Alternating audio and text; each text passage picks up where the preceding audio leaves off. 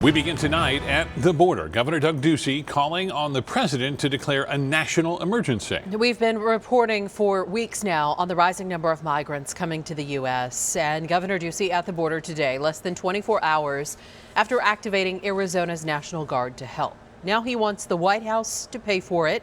Both our state senators echoing that call, supporting Ducey's actions. It is a rare bipartisan agreement in what has become such a partisan issue. Nicole Gregg begins our border team coverage.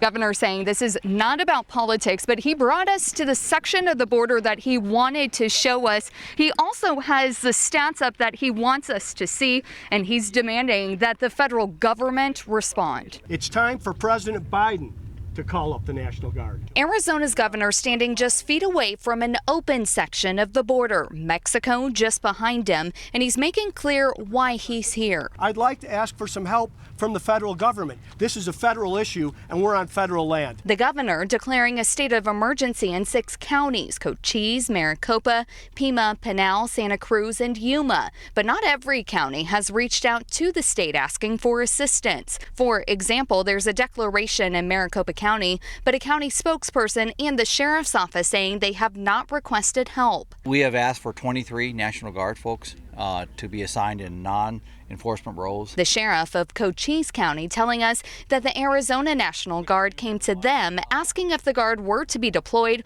what type of assistance would be needed. They actually brought us into a conversation where they offered up that assistance. So the National Guard came to you guys? Right. General McGuire actually reached out. We set up a meeting. My chief of staff, Mark Napier, sat on that call. I was not involved in that conversation, but obviously we've had conversations with our governor about what is the best approach, what resources do we need. The governor telling us why the Guard reached out ahead of the declaration. We want to go where the need is greatest, and that's why the Guard would be reaching out. That would be part of their responsibility. Ducey says this is a federal issue along the border, federal responsibility. He wants President Biden to respond. President Biden, if you care about the border, if you care about stopping the cartels who are engaging in all kinds of bad acts, President Biden, if you want to stop the disaster that's unfolding here and will only get worse in the coming months, President Biden, you should declare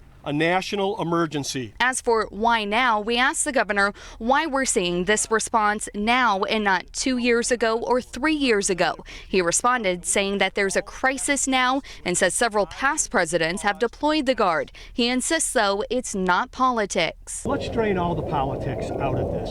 Okay, this is a problem that needs to be solved. Like I said, it's not about immigration right now. Immigration can be solved in Congress. As for this deployment, it's open-ended right now, meaning that there is no end date at this time. Reporting in Yuma, Nicole Gregg, ABC 15, Arizona.